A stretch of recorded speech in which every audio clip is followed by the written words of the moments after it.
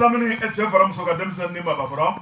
la jo grand julo y'aw sigilen jɛgɛ fo ka kunnafoni bala kɛnɛ kan wala ɲumadɔn foli bɛ ta ka bɛɛ lajɛlen sɛgɛrɛ la jo grand julo kamara tile tɛ pan dugu kunna k'a ka dɔgɔn k'a daminɛ ntɛnɛ ye ni ka taa bila juma min ye baarakɛdenw la ni kunnafoni bɛ santalama baara in ye kalimu tabaw ka sɛngɛ olu ka sɔgɔbɛ la jo grand julo kamara an bɛ ka baara kɛ olu de ka magan olu tilalen ko ka wuli ka jo la an b'an ka nafolo ta ka don a la a la kumabaw an b'olu sugandi jamajɛ baara i b'a fɔ ko arajo ka fɔ alamisa o alamisa e ni ne bɛ bɛn kɛnɛ kan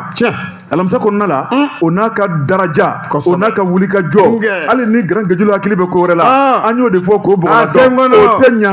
o tuma tɛ kɛ nin kɛnɛ kan grand n'a dun ma k'a fɔ k'an sigilen bɛ an nisɔndiyalen don an fari fununen don sabu an ka baara in tɛ sirasi dɔn doni bɛ n kan so kɔnɔ doni bɛ n kan nin waati n'i sera kɛnɛ kan i b'a bila kɛrɛfɛ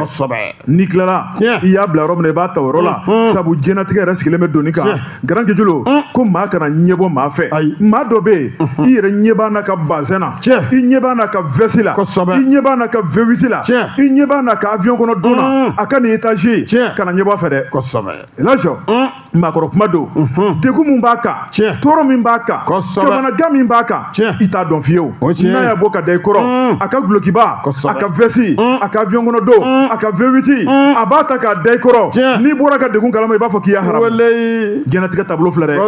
bɛɛ n'i ka kunkilenna bɛɛ n'i ka taabolo wa bɛɛ n'i sɔnfɛn de don ala bolo ala mana min natigɛ ye grand gejulu i n'o de ka kan hali k'a dan kɛnɛya ma grand gejulu sanu t'a sɔrɔ wari t'a sɔrɔ ala ka di don ni ala di maa min bɛ ala fo ka ala waleɲuman dɔn o tuma an bɛ ala fo grand an m'an sen kan an bɛ kɛnɛya kɔnɔna la nɛgɛ kɛrɛfɛ juru o bɛ nɛgɛ tigɛ yɛrɛ bolo n'o ye Amadu Jakite arajo jigafo officiel YouTube ni TikTok o bɛ nɛgɛ tigi bolo n'o ye Amadu Jakite cɛ kelen bolo caman bi ta ye pari bolo fila ye e ni ne k'an k'a lakale k'a lamaga kunnafoni sanuma k'o di lamɛnnikɛlaw ma Mali kɔnɔ Mali kɔ kan kuma ma di da kelen na Elhaji ko cogo di karamɔgɔ Buwa naamu cɛkɔrɔba ka fini tɛ ko su fɛ gansan sigay n'o tɛmɛna naamu bi ye alamisa de o don limanajɔnw sigilen don k'an kɔnɔ naamu ko sɛbɛnfura ko a lakali waati ko a sera hali a bɛ lakali yɔrɔ jumɛn naamu 100.7 méga o don arajo jɛ ka fɔ kosɛbɛ alamisa o alamisa naamu karamɔgɔba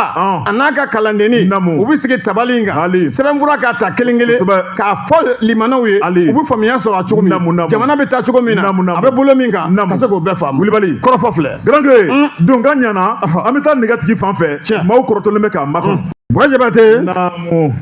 ko kelebetɔ o fana bɛ a lɛn bɔ bakɔrɔni bosoli la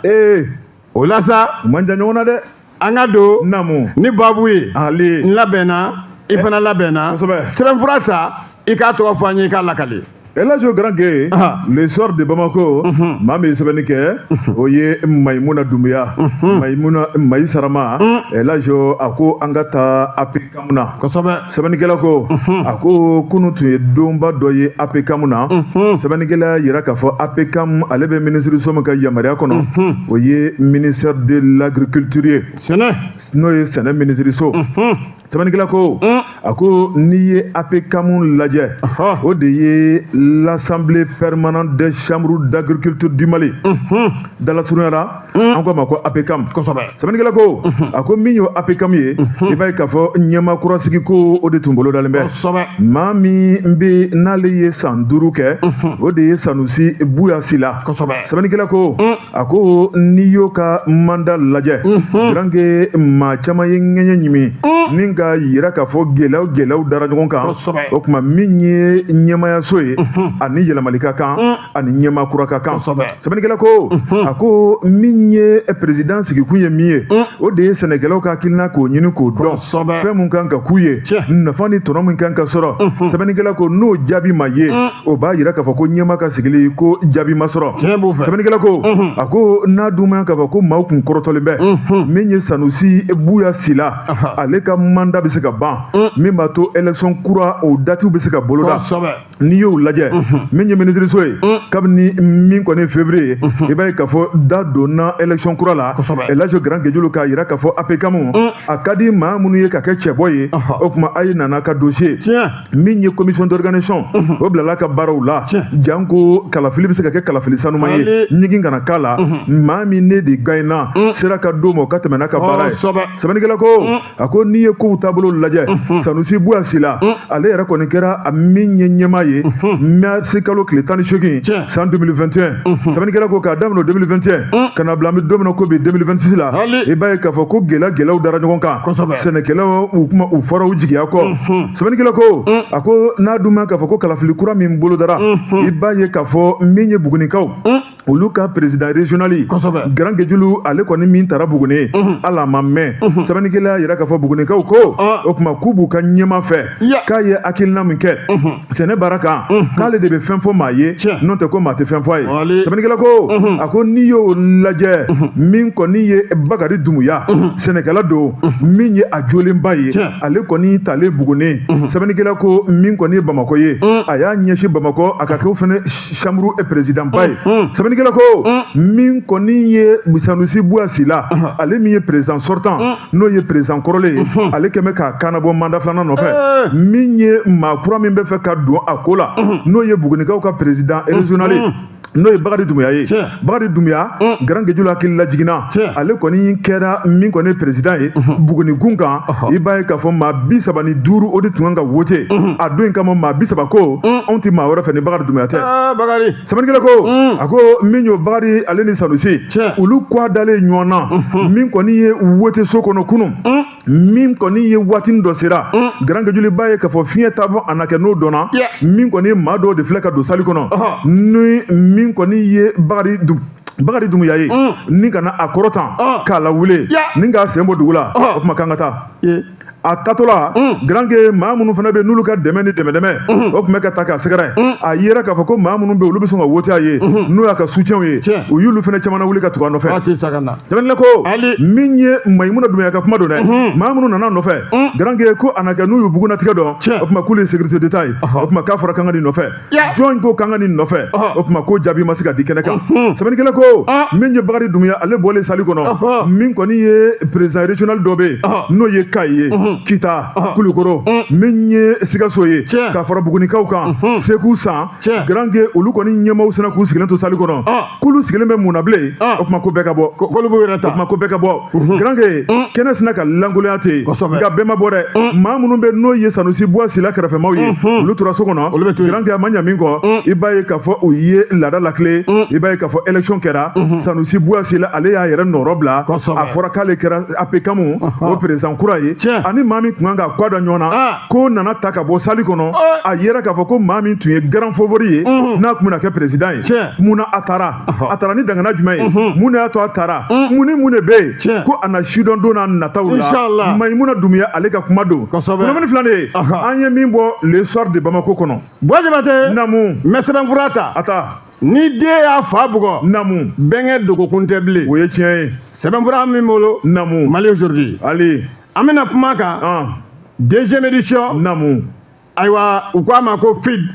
o bɛ jumɛn ko fɔ o fɔ an ye a bɛ dayɛlɛ a dayɛlɛla bi CICB la yafuma b'a la an ka tunkarankew olu ka kɛnɛ belebele don min na bɛnna minisiri fɛ minisiri min bɛ intégration ko fɔ o don o tuma bi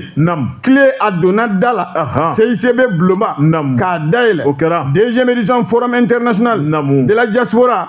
ala la ka kɛnɛ k'a sigi dɔwɛrɛ tɛ koyi an ka tunkarankew u ka dɔnni u dɛmɛli k'u sankɔrɔta u bɛ se ka na baaraba kɛ jamana kɔnɔ cogoya min na ka jamana dɛmɛ sira sugu bɛɛ lajɛlen fɛ hakilila kɔrɔfɔ in a bɛ sigi o kan kasabi ko b'o la usine ko b'o la baara yɔrɔ dayɛlɛ ko b'o la o n'a ɲɔgɔnna camanba de o la sa Jabate baara in n'u y'a sigi baara u bɛ tɛmɛ n'a ye cogo min na dɔwɛrɛ tɛ koyi jamana in a n'a ka tunkarankew u bɛ se k'u bolo di ɲɔgɔn ma cogo min ka baara kɛ ni ɲɔgɔn ye lafiya ani jamana yɛrɛ bɛ se k'a ka sɔrɔ o la cogoya min na ko in b'o kan ni ɲɔgɔn kun bɛ belebele i bɛna ye an ka diasporaw u bɛ se ka n'a yira an ka jamana faamaw yɛrɛ la cogoya min na u bɛɛ lajɛlen ka ɲɔgɔn dɔn u ka tɛgɛ di ɲɔgɔn ma kɛ ka baara kɛ ni ɲɔgɔn ye laɲini bɛɛ lajɛlen bɛ ka kɛ sababa ni hadada ye cogoya min na n'o dun kɛra fɛn caman bɛ yen o bɛ se ka sɔrɔ usines b'i jɔ fɛn baarakɛyɔrɔw minnu bɛ ka fɛnw bayɛlɛma olu b'i jɔ kasabiw jili olu bɛɛ lajɛlen bɛ don a ko kɔnɔ yafama b'a la minisiri anw bolo a ye hakilima baara belebele k'o kɛ nin ye min bɛ se ka to jamana a n'a ka jamana kɔnɔden minnu sigilen bɛ kɔfɛ u bɛ se ka ɲɔgɔn dɔn cogo min na ka baara kɛ ni ɲɔgɔn ye u ka baarakɛnɔ bɛ se ka kɛ nafa ye jamana ma cogoya min na o de la Buhari Jabate ɲɔgɔn kunbɛn in kɔnɔ i b'a ye n'u sigira ko baroda belebele damadɔ o bɛ sigi o ye tile gale-gale ye o baroda belebele n'o sigira ala la kumaw k'u b'a di ɲɔgɔn ma a bɛ falen-falen u ni ɲɔgɔn cɛ gouvernement maaw olu bɛ kuma ta ya kuma b'a la n'olu ye kuma ta i b'a ye diaspora a sigi kun ani u kan ka min kɛ ani diɲɛ in yɛrɛ sigira kun min kama da bi don o la k'olu bɛɛ lajɛlen k'o lakali nka gouvernement maaw n'olu ye kuma bi di min ma ka baroba sigi an ka ancien premier ministre olu bɛ o la Usman Isufu Mayiga Mohamed Amani k'olu bɛ kumaw fɔ nka maa fana bɛ yen gouvernement maa naani k'olu fana bɛ kuma ta ka kuma ninnu ka a lakali ko ɲuman maa fɔlɔ-fɔlɔ minisiri n'o bɛ kasabi kunna kasabitigi Ali Fuseni Sandu n'o bɔra yen Mohamed Atayer ale min yɛrɛ ye nin ko in labɛn kuma bɛ d'a ma Musa Alassane Diallo Musa Atayer Moza Atayer n'o bɔra yen Musa Alassane Diallo min bɛ usine jago kunna kuma bi d'a ma Umu Salisek kuma bi d'a ma maa wɛrɛ fana bɛ yen minnu sigilen don a ko kama olu fana k'u b'u da don a la Madame Sylvie Ekra directrice régionale de l'EIM pour l'Afrique de l'Ouest Cédric Achille Mbejui o ye représentant résident ye min bɛ badi k'o kofɔ Mali a kɔnɔna la Boubacar Sidiki Walbani ale fana ye représentant ye résident Banque mondiale ale b'o kofɔ ko ninnu bɛɛ lajɛlen da bi don kɔrɔfɔ la ka kuma lakali nin kɛnɛ belebele in kan dɔwɛrɛ tɛ an n'an ka tunkarankew an n'u ka sigi de don paneli filanan i bɛna ka na ye k'o de bɛ kɛ sababu ye baara minnu n'o o bɛ an kɔnɔ k'o se k'o kɛ jamana in kɔnɔ n'o ye ayiwa sirakow b'o la usine kow b'o la ayiwa baara misɛnw caman bɛ yen olu bɛɛ lajɛlen b'o la o maaw fana bɛ yen kuma bɛ di u ma olu fana b'u da don o la ministre de l'énergie et de l'eau Cɛmɔgɔ Tarawele directeur régional de l'API Mali Ibrahima Amadou Touré kuma bi di a fana ma olu bɛɛ lajɛlen bɛ u ta a lakaliya kuma b'a la Buhari Jabate nin ye kɛnɛ ye kɛnɛ min n'a kun ma sigi an tun b'a fɔ ko k'a sigi ka sabu kɛ jamana tunkarankew an dɔw de don ya kuma b'a la n'o bɔra yen min ye ka kɔfɛ kuma tɔ yɛrɛ bɛɛ lajɛlen lakali ni o bɛ jamanaw kala ɲɔgɔn na o minisiri o fana bɛ kuma Ablaye Diop Cɛjan ko kuma bɛ d'a ma k'a fana bɛ kuma ya kuma b'a la ayiwa Madu Diallo ambassadeur du Mali auprès de la mission permanente des Nations Unies a fana bɛ kuma Issa Kanfuru k'ale fana bɛ kuma ambassadeur du Royaume-Uni au Maroc Maliba ayiwa Drissa Isbayen k'ale fana bɛ kuma o de la Buwa tiɲɛ yɛrɛ la n'i y'a ko ta k'a da ɲɛ kɔrɔ i b'a dɔn ko in sigilen don fɛn min kama a nafa a laban bɛ bonya tunkarankew u bɛ se ka na baara kɛ an ka jamana kɔnɔ cogo min na Buhari Jabate n'i y'a ko ta k'a lajɛ miliyari damadɔ o fɔra miliyari 793 miliyari ko o donna an fɛ ya kuma b'a la nka tiɲɛ yɛrɛ la baara ka kɛ ni a ye tiɲɛ yɛrɛ la k'o ma tɛmɛ 5% kan a tɔ bɛɛ lajɛlen Buwa an y'an ci an somɔgɔw ma da dumuni sɔngɔ fɔra sɔngɔ karisa man kɛnɛ o n'a ɲɔgɔnnaw bɛɛ lajɛlen k'a tɔ bɛɛ lajɛlen kɛra o ye kɔrɔfɔ min filɛ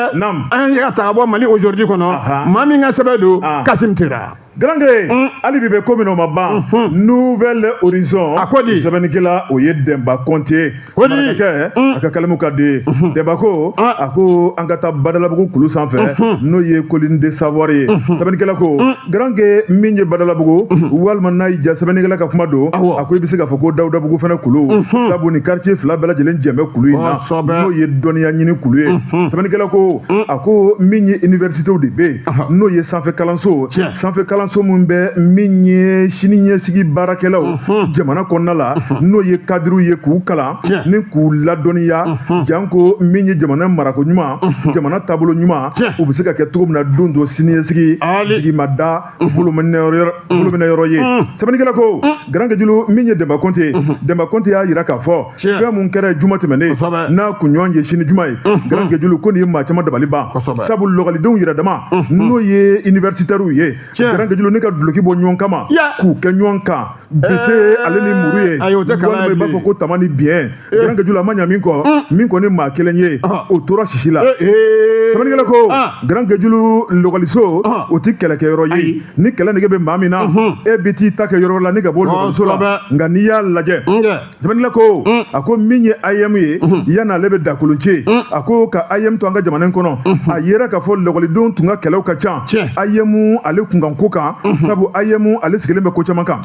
sɛbɛnnikɛla ko jamana ɲɛmaa minnu bɛ bi u y'o IM kɔni u y'o dakolonci n'o ye lɔgɔlidenw ka syndicat tɔn belebeleba in Garange Julu k'u ale ni kaya i b'a ye k'a fɔ o de tun b'a nɔfɛ waati bɛɛ min kɔni ye bese muru tama ka taa bila marifa i b'a mɛn tuma bɛɛ min ye IM tɔndenw ye k'u ye dankari kɛ ɲɔgɔn na o tuma bɛ don min na ko bɛ o jɛrɛjɛkulu Garange Julu o cira k'o kɛ pɔntɛn kelenw ye nka hali bi min ye o IM cilen ka taa ye k'a fɔ ko o kalandenw olu bɛ ka ɲɔgɔn sɔrɔ tuguni ni ka tila ka ɲɔgɔn fa ko ɲininkali de bɛ kɛ mun de bɛ hali bi sɛbɛnnikɛla ko ni IM dun cira yaasa an ka se ka kisi banani ma ka kisi saya ma o IM cira hali bi saya bɛ yen walima banali bɛ yen a ko an bɛ taa min sɛbɛnnikɛla ko a ko min ye polisiw ka ɲɛmaayasoba i b'a ye k'a fɔ n'o ye directeur général ale n'a ka staffu Garange olu wulila ni ka taa fasi la n'o ye faculté des sciences techniques ye sɛbɛnnikɛla ko n'i y'o lajɛ Garange Julu min kɔni ye polisiw ka directeur ye ale n'a ka jama i b'a ye k'a fɔ wulila ka taa ni ka taa ko kɛcogo lajɛ ni ka tila k'a yira k'a fɔ maa minnu ye nin ko in kɛ Garange Julu ko abada k'a ko tɛna se ka to ni ɲagali ma kɛ sɛbɛnnikɛla ko a ko min ye lɔgɔli karamɔgɔw ye Garange Julu i b'a ye k'a fɔ a ye kuma ta ka d'olu ma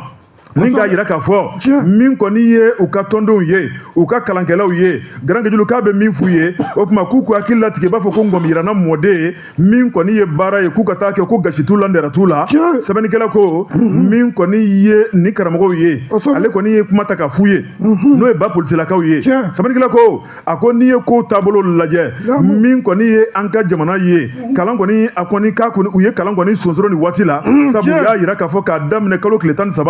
ka taa bila min kɔni ye kalo tile 16 ye Garange Julu ko maa tɛ don kilasi kɔnɔ k'a sababu kɛ mun ye k'u ka kalifa tɔrɔlen bɛ u dusukun kamikamilen bɛ ko tuma ko fɛn mun taara ka se ka kalanyɔrɔ in sɛgɛrɛ n'o ye lɔgɔlidenw yɛrɛ dama ka kɛlɛ ye k'a ma bɛn u ma bɛn a ma bɛn u ma sini o tuma k'u sirannen bɛ kuma tɛ ko cogo dɔn lɔgɔlidenw yɛrɛ dama kɛlen ka ɲɔgɔn fa o tuma k'o tɔ kɔlɔlɔ o tuma k'u nana yɛlɛ lɔgɔli karamɔgɔ fɛ wa o ɲininkali to min bɛ yen o tuma min kɔni ye ancien chercheurs ye o tuma u y'a jira k'a fɔ nin baara in kɔni olu kɛmɛ k'a datugu fɔlɔ fo ka taa fɔ ko kow ɲɛma jɔra min ye ba polisilakaw ye n'o ye polisi ka ɲɛmaayaso ale kɔni y'u hakili latigɛ k'u k'a jira k'a fɔ min kɔni ye kalan k'u ka kalan kɛ o tuma k'olu na ko bɛɛ lajɛlen kɛ janko dan bɛ se ka siri nin ko in na cogo min na maa kana ɲɔgɔn sɔrɔ kɛlɛ la kunnafoni filanan an ye min bɔ nouvelle horizon kɔnɔ marakakɛ Demba Konte ale ka sɛbɛnni don an k'a fɔ maaw ye ko n'i ye musokɔrɔba ne ka jɛmɛni tɔmɔ a kɔ kana nisɔndiya dɛ o ye tiɲɛ ka sɔrɔ i m'a dayɛlɛ i tɛ foyi sɔrɔ a kɔnɔ siramugu kɔ o la sa nouvelle horizon o ko de a kumalen bɛ a ko mun accident a la k'a kɛra sababu ye burukinabe minnu n'an k'o ma ko réfugiés ko accident in kɛra Baɲangara u ye jate bɔ buwa ko maa joginnen maa 84 kosɛbɛ ko maa 16 bɛ yen k'olu ka joginni ko o jɔrɔ bɛ maaw la dɛ k'olu donni ka taa dɔgɔtɔrɔsow la o kɛra cogo di maa 6 o ni kɛnɛ kɛra baara subhanallah bon ni ko ta ka da ɲɛkɔrɔ kasara maɲi kunnafoni a sɔrɔla cogo min na au commissariat des nations unies au maaw fɛ o don les réfugiés n'u k'a ma ko ACR Mali a kɔnɔna la u ye kunnafoni kunfɔlɔ min di n'u y'o sɔrɔ ayiwa baɲangarakaw bolo i bɛna ye yakuma bɛ a la tiɲɛ yɛrɛ yɛrɛ la k'a ko k'a gɛlɛyara kojugu maa baden o tun bɛ mobili in kɔnɔ o tora o de la sa donu fana bɛ a kɔnɔ mais ko maa min kun ka ca la o de ye burukinabew ye mobili kɔni a tɛna ka taa yɛlɛma ten k'a dafiri k'a kɛra 14 heures yan fan o tɛ selifana tile o don k'u ye jatebɔ min kɛ communiqué fɔlɔ min n'u y'o di ACR mɔgɔw fɛ k'olu kɔni y'a yira maa 80 ni maa 4 o kɛra joginen ye k'u y'olu doni dara garaba la ka ɲɛsin dɔgɔtɔrɔso la u bɛ taa ka taa furakɛliw kɛ cogo min na dɔgɔtɔrɔso min n'u k'a ma ko CCRF baɲangarakaw fɛ yen o la maa 6 min yakuma b'a la n'olu kɔni ntɛɲɛna tiɲɛ yɛrɛ la o fana jate o bɔra danna k'a bila maa joginenw k'olu de cayara kosɛbɛ i bɛna ye o kɔfɛ sa u ko maa 36 bɛ yen k'olu ka joginen k'o jɔrɔna k'o bɛ baɲangarakaw la k'o bɛ ayiwa ACR mɔgɔw fana la o y'olu 36 in k'u y'olu fana doni dara ka taa Sévaré o dɔgɔtɔrɔso la ka sabu kɛ ko baarakɛminɛn ɲuman camanba k'o b'olu fana fɛ yen o ye tiɲɛ ye furakɛli kɛnɛyali sira fɛ o ye tiɲɛ dɛ au commissariat des nations unies n'o olu bɛ réfugiés k'o kofɔ o don ko nin y'a yira ko nin jate min bɔlen filɛ nin ye ko nin ye lala ko tɛ ten peut-être ye fɔlɔ dɛ k'a ma jate bɔ k'a ban pewu sabu ko furakɛliw bɛ sen na ko dɔw dun ka furakɛli ka jugu o maa to o kunjɛcogo dɔn o de la sa u bɛna ka na fɔ yakuma b'a la passager ninnu ko tiɲɛ yɛrɛ la ko n'i y'u fara ɲɔgɔn kan k'a jate bɔ k'a tila kuru ko burukinabew don wa ko sɛbɛnfuranin b'u bolo min b'a yira ko attestation de réfugiés k'u kelen kelen bɛɛ k'o bɛ u bolo u k'u ɲɛsin u bɔra wayiguya yanfan in de fɛ yakuma b'a la Burkina yakuma b'a la Burkina Faso o de la tiɲɛ yɛrɛ la ko nin accident in ko a gwana maaw la dɛ k'a bɛ waati jan bɔ san 1 bɔɲɔgɔnko baɲangara région in na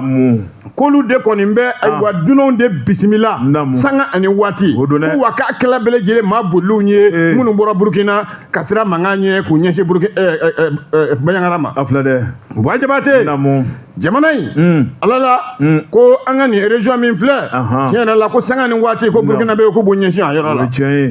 k'u kɛn bɛ ka yen yɔrɔ kɛ u ka danga yɔrɔ yakuma b'a la ni kɔni ye nin ko lajɛ ka den ɲɛkɔrɔ Buwa ni accident min kɛlen filɛ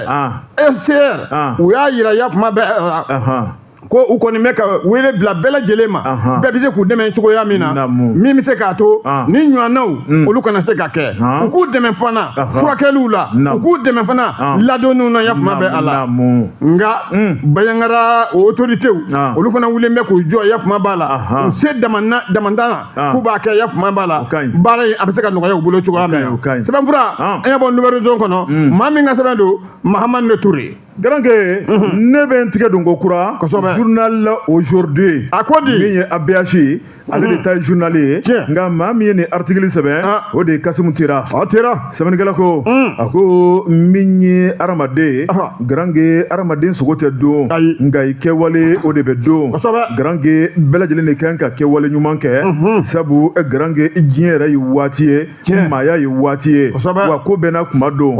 sɛbɛnnikɛla ko a ko min ye Kasimu Tera ale kɔni kɛn bɛ ka kalimu ta ka ɲɛsin jokɔrɔmɛkɛ dɔ ma n'o ye Mamadu Ɲangadu ye min ye dɔw yɛrɛ ko libanais sɛbɛnnikɛla ko min ye PDG NDC Garanke ni NDC fɔra a bɛ maaw hakili lajigin koba dɔ la n'o de ye ka jamanadenw ɲɛji cɛ tajiko gɛlɛya na ye min ye faso Mali kɔnɔ sɛbɛnnikɛla ko a ko min kɔni ye distinction n'o fɔra ka ban o bɛ tali kɛ bonya belebeleba kan min ye trophée n'o ye jɔnjɔn ni attestation médaille o taara ni k'o d'a ma Garanke k'a yira k'a fɔ k'a ye fasoden ɲumanya baara dɔ kɛ k'a kɛra l'homme de l'année san 2025 ye maa min ye malidenw ɲɛji cɛ ni ka taa taji cɛ jamana kɔfɛ ka don n'a ye Mali kɔnɔ sɛbɛnnikɛla ko min ye dakasunɔgɔ Garanke nafa foyi t'o la nimisa kɔ a ko n'i ye kow taabolo lajɛ min ye Mamadu Nimaka PDG NDC ale kɔni y'a yira k'a fɔ ko min kɔni ye cɛ a ti maa tiɲɛ muso a ti maa tiɲɛ dusukuntanya o o de bɛ adamaden tiɲɛ ko bɛɛ lajɛlen kan ka dusukolo ta garanke o tuma ko faamaden tɛ yen wa fantanden yɛrɛ tɛ yen garanke ko bɛɛ de kan ka dusukolo ta ni ka yɛrɛ k'a fɔ ne kɔni bɛ baara kɛ wa n'i ye baara kɛ k'i b'a tɔnɔ sɔrɔ o tuma ko n'i y'ale ka kow lajɛ garanke kabini ale kɔni ye a numan n'a kini dɔn garanke ko min kɔni nana ale kunkolo kɔnɔ o de ye ka baara kɛ sabu ale bɔra du min kɔnɔ o ye baarakɛla du ye garanke maa si tɛ maa min sigilen bɛ sɛbɛnnikɛla ko a ko maanifin tɛ se ka baara kɛ garanke abada ko ala tɛ tafaw k'i ye maanifin tɛ se k'i sigi k'i bolo fila de sen kan abada k'e bɛ k'u baarakɛlaw la min ye mamadu njangadu ye n'o ye NDC PDG ye a y'a yira k'a fɔ baara de bɛ maa mɔnɛ fa an ka baara kɛ wa n'i ye baara kɛ min ye garanke ye maaw b'a dɔn i ye ala b'a dɔn i ye ko baara tɛ yen garanke baara min bɛ kɛ fufalaki ye sɛbɛnnikɛla ko n'i ye kow taabolo lajɛ min kɔni association dɔ bɛ yen n'o ye association des jeunes dynamiques pour le soutien aux actions des chefs d'État africains olu de kɔni ye nin baara in kɛ sɛbɛnnikɛla ko a ko n'i y'u ka ɲɛmaa lajɛ n'o ye Mokutari Kulubali ye Mokutari Kulubali n'a jɛɲɔgɔnw garanke olu de ye nin don in labɛn min kɔni ye ni jɔnjɔn ye k'a ta k'a di NDC ale PDG ma n'o ye Ɲangadu ye k'a fo k'a waleɲuman dɔn k'a tanu min y'a yɛrɛ jabala la wa a ma k'a kelen ko ye min y'a jɛɲɔgɔn baarakɛlaw ye i b'a ye k'a fɔ a ka maakologirinw bɛ yen min ye responsable administratif et financier i b'a ye k'a fɔ k'o wele min ka jɔnjɔn d'o ma tɛmɛnen ko a ko n'i y'a lajɛ n'o ye Musa Sisoko ye o ma tɛmɛ ka bɔ yen a ka secrétaire Madamu Jalo Fatumata Jabe wa min ye a ka agent caman bɛ yen a ka entreprise kɔnɔ ka taa bila min y'a ka pompisiw la pompisiw su fara tile kan minnu bɛ ka taji kɛ mobilitigiw ni mototigiw kɔnɔ sɛbɛnnikɛla ko o tuma ko nin bɛɛ de jɔyɔrɔ bɛ entreprise kɔnɔ o tuma ko nin bɛɛ de y'a seko n'a damayira kɛ ni ka tɔgɔ duman ni daraja ani dawula ta ni k'o di NDC PDG ma n'o ye Mamadu Nimaga ye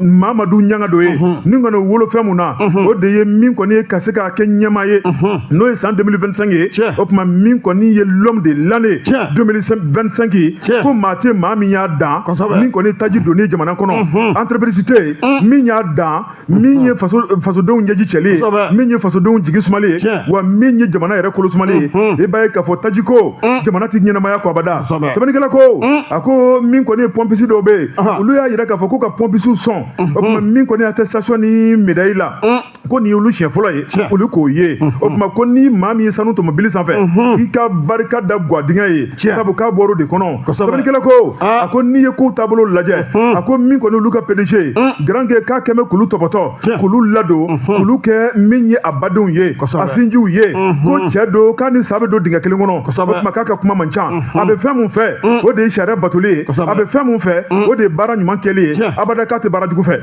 sɛbɛnnikɛla ko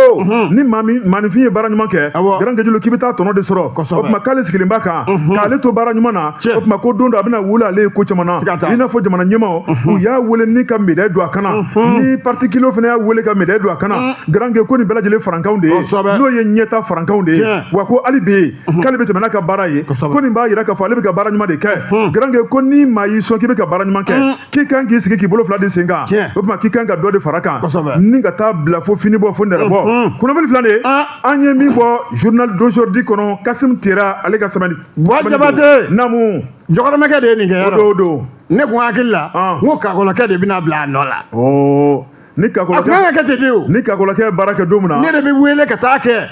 kakolokɛ ka n'a yɛrɛ timiya fu la ni kakolokɛ ye baara kɛ maa minnu ye nin sɛbɛn o sɛbɛnnikɛla kelen u tigɛ ma tigɛ u sen ma tigɛ u bɛ tila k'a sɛbɛn garanke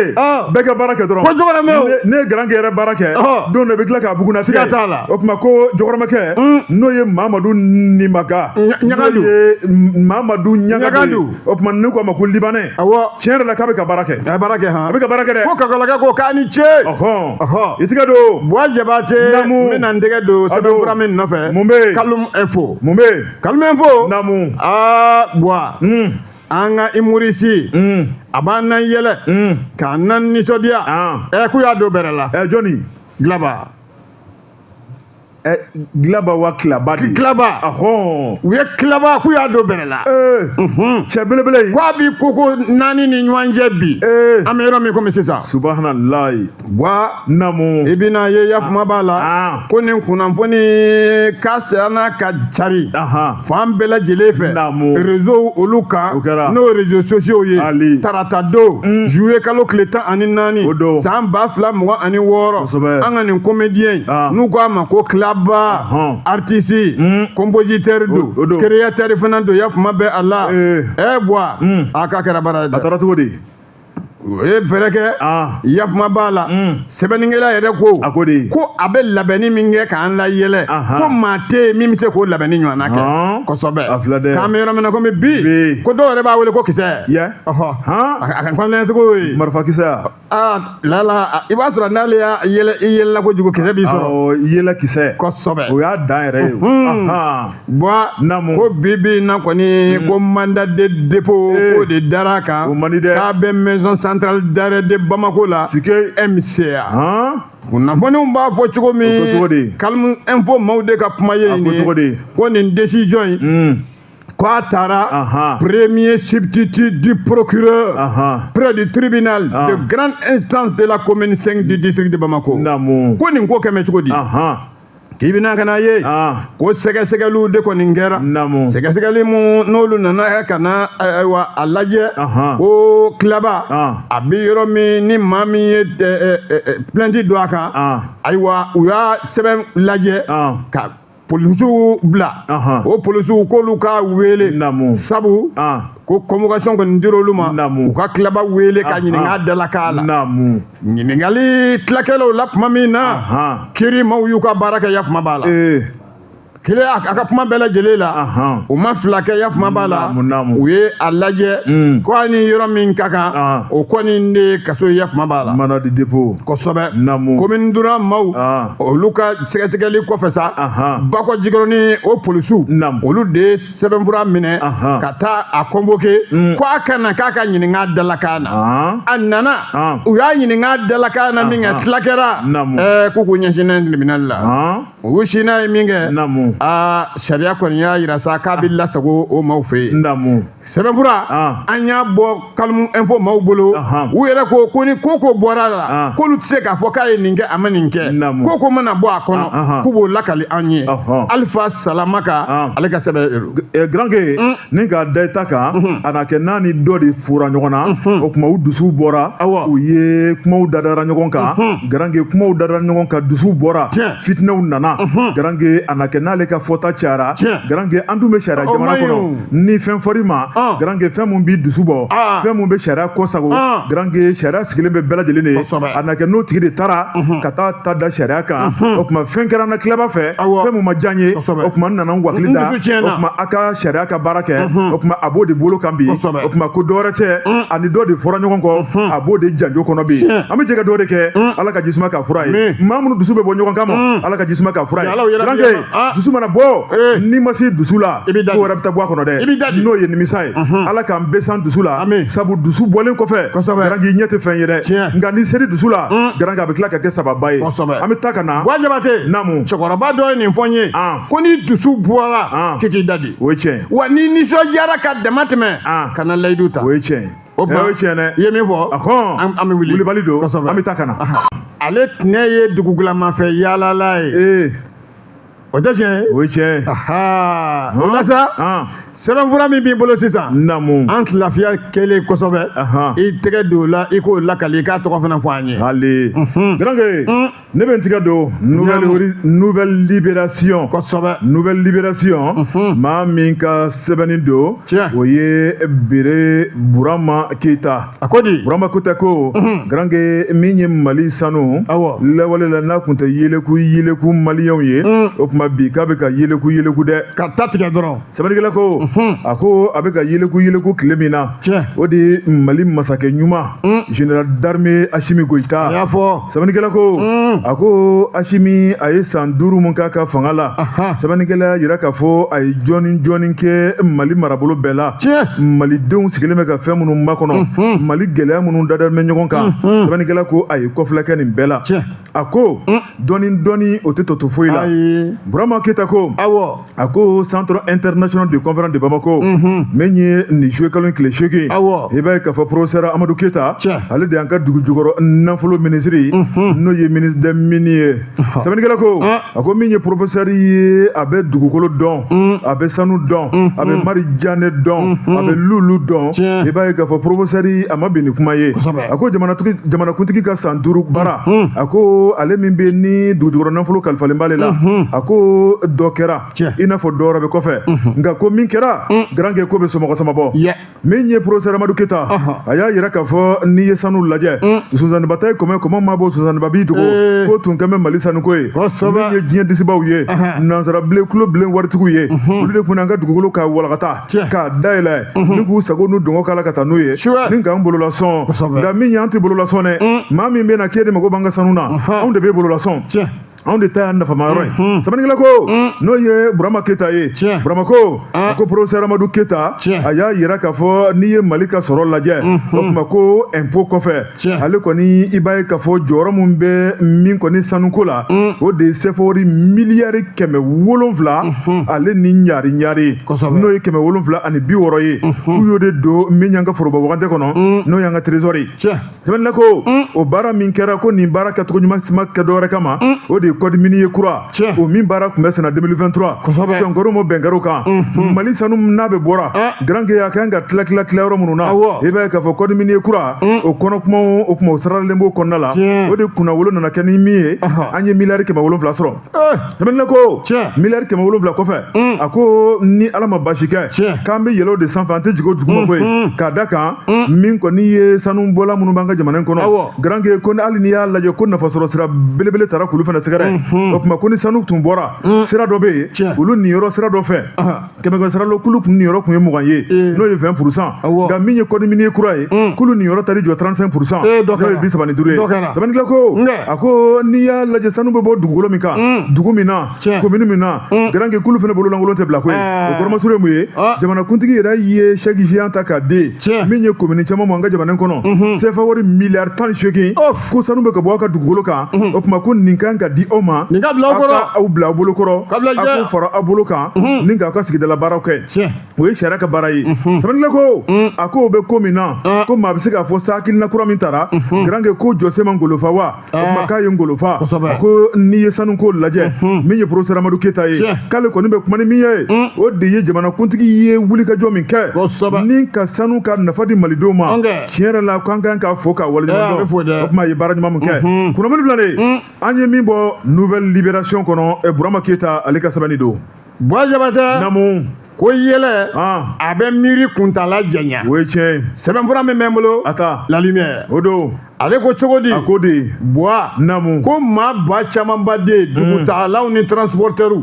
k'u bloquelen don ya kuma b'a la bagi taayɔrɔ la min filɛ Bafula bɛ yen k'a kɛmɛ gɛlɛya ye dɛ hali bi kosɛbɛ a filɛ dɛ ko joli kuntalajan mobiliw ko dɔ de bɛ ka fara a ko ka bagi tali ko la sike babolo in fɛ namu n'o ye Bafula bɛ yan fan ye o don ko nin gɛlɛya kɔnɔ k'u ye bagi filanan bila sira kan ko o la ko foyi tɛ ka bɔ a la wɔyasikɛlaw bloquelen bɛ transporteurs bloquelen bɛ yafuma bɛ a la wa ko nin ko k'a gɛlɛyara koyi kojugu tentila nani ayiwa babaroto olu fɛ yen yafuma b'a la ko a laban k'a na don u ka kasabi la dɛ a filɛ dɛ ko ni ɲɛma ɲini nin na k'a bɛ don u ka kasabi la a ka sabu kɛ n'o tɛmɛna ko kɛnɛya k'a laban a bɛna bana se maaw fana ma sabu ko jama de cayalen bɛ a yɔrɔ la jama min n'u ma deli k'a ɲɔgɔnna ye ayiwa kɔnɔli la ko dama tɛmɛnen don yafuma b'a la dɔ de bɛ ka fara jama kan wa ko dɔ bɛ ka fara bolimafɛnw kan minnu bɛ ka na jɔ aran na yafuma b'a la n'o ye transporteurs ye a lala u kɔni yafuma b'a la ko u jɔrɔlen don a mɛnna komi sisan ko marchandise minnu bɛ olu bolo ko marchandise cogoya tɛ kelen ye k'olu ta i ya kuma bɛɛ a la n'a nana i b'a sɔrɔ ayiwa siyɛ bɛ dɔw kɔnɔ jɛgɛ bɛ dɔw kɔnɔ buwa k'o tɛ se ka bila ka mɛn n'o tɛ a bɛ tiɲɛ. transporteurs ka kuma kɛra ye ko kuma u k'a lajɛ ni tɛmɛ bi kɛ olu minnu ta ye siyɛ ni jɛgɛ ye ko sira ka di olu fɔlɔ ma olu ka tɛmɛ n'o tɛ k'a bɛ kɛ tiɲɛli ye. Bubakari Sidibe ale ka kuma la transporteur ale fana ye a ka kuma kɛra nin ye. Vieux Sissoko ale fana ko nin jɔliba in k'a ni degun don koyi ko mobili jama ko de ye damatɛmɛ ye camion ninnu n'u bɛ doniw ta alala ko a kɔnɔminɛnw tɛ kelen ye ko cɛ y'a fɔ cogo min dɔ ta ye da dumuni ye a tɛ se ka lamara o dɔw dun ta ye fɛn wɛrɛw ye da dumuni wɛrɛw a bɛ se ka nɔnɔmugu sukaro o n'a damandanw alala ko nin waleya min filɛ ka kɛ ko nin tɛ delinanko ye min bɛ kɛ Bafulabilen bagita yɔrɔ in na médecin chef min bɛ a yɔrɔ la bon a ye kuma ta ko an ka fara ɲɔgɔn kan yaasa nin ko in a bɛ se ka bolo kan cogoya min na n'o tɛ alala k'u ka ji laban bɛ tiɲɛ ko u b'a ɲini UNICEF maaw fɛ olu ka ɲɛgɛn dilan u ye n'o tɛ k'u ka ji laban bɛ tiɲɛ ko bana ko na don dugu la k'u kɛ mɛn ka furakisɛw fana bɔ k'a bila min ye ka mɔgɔw dɛmɛ minnu bɛ a yɔrɔ la kɔnɔboliko furaw b'o la bana wɛrɛ fura b'o la u kɛ mɛn k'o bɔ k'o bila yakuma b'a la. Buwa alala ko faamaw k'u ka wuli ka jɔ kɛ min bɛ se k'a to nin ko in ko a bɛ se ka teliya. Le reflet journal La Lumière kuma in bɔra a kɔnɔ kuma b'a la Burulayi Danbele ale ka tɛgɛ nɔ don. Garankɛ u ka fura ɲini a la sabu bagi fila de bɛ yen kelen tiɲɛnen kelen u bɛ k'i débrouiller aran mun bɛ yen n'o ye fili indien ye garankɛ aran barika ka bon bagi ma min bɛ k'i ɲɔri ye garankɛ o tuma an ka jɛ ka dɔw kɛ yɔrɔ in ye ani pɔn de ka kan ni pɔn sera ka jɔ a bɛ na ni lafiya da ye sabu ni pɔn ma se ka jɔ o tuma bagi ɲuman ka ɲini ka di jamanadenw ma yaasa tɛmɛtɛmɛnniw ka nɔgɔya n'o tɛ ko n'i taara mobili jɔlen sɔrɔ garankɛ ko fo maaw hinɛ bɛ don i la maa minnu bɛ yen ni argent de poche b'u kun 100-200 n'a fɔra k'e ka jɔ a kun 1 kɛ tile 10 kɛ i bɛ dumuni bɔ min ka kɛ ni maa ma ɲɛ i ma garankɛ ala ka hakilila ɲuman d'a ma. Wa i ka cɛ ne bɛ siran bagi ɲɛ dɛ je ne ja tɛ jɔ ale la fiyewu. O ye baki ye n'a fɔra e ka don baton kɔnɔ i dun donna baton kɔnɔ. an donna baton kɔnɔ o la n ye ɲɛ tugun de. I donna baton VIP kɔnɔ fo Gabon. n ye ɲɛ tugun. k'a daminɛ aw wuli yɔrɔ fo aw se yɔrɔ. n ye ɲɛ tugun de. tabarikala tɔw bɛ k'u yaala cogo min na k'u nisɔndiya e ɲɛ tugulen don. kojugu tiɲɛ yɛrɛ la e tɛ duman dɔn bamanan ɲumankana e tɛ duman dɔn fiyewu. sige garankɛ o tuma fɛn banbali ja tɛ dɔn kunnafoniw tun b'an bolo kɔrɔ bi alamisa garankɛ n'o de bɛnna kalo tile 16 nin bɛ fu siro dan na nisɔndiya ni waleɲumandɔn barika da ka ɲɛsin lamɛnnikɛla sɛgɛnbali ɲinɛbalo k'u ni ce u yɛrɛ ye u ni ce u ka danaya la ka da jigin fɔ kan garankɛ o tuma n'a fɔra ma k'i sama a kana f'i ma k'i sɔnsan k'a yira k'a fɔ jɛgɛfɔ ka kunnafoni balan ka d'u ye jɛgɛfɔ ka kunnafoni balan sanuyalen bɛ garankɛ anw bɛ ko bɛɛ lajɛlen de kɛ ka dɔ fara an cɛsirijala kan janko foyi kana b'o la o tuma n'an ye barika da ka nisɔndiya kɛ ka bɛɛ lajɛlen fo ka bɛɛ lajɛlen waleɲumandɔn fɔ jɔkun kunnafoni laban o ye sini juma ye min ye nɛgɛtigi n'o yamɛ de ye ale de tun bolo bɛ nɛgɛ la YouTube ale ni Facebook radio Jigafo officiel nɛgɛtigi n'o yamɛ de ale tun bolo b'o fana la cɛ kelen bolo caman bi ta kɛra Paris sira fila ye e ni ne anw de bi kunnafoni lase ni Ala ni kira sɔnna ma don wɛrɛ o n'a ka taabolo n'a ka taasira ni taama ma jɔ bolofiba tɛ jɔ a ka to b'o kan salala Mohamed.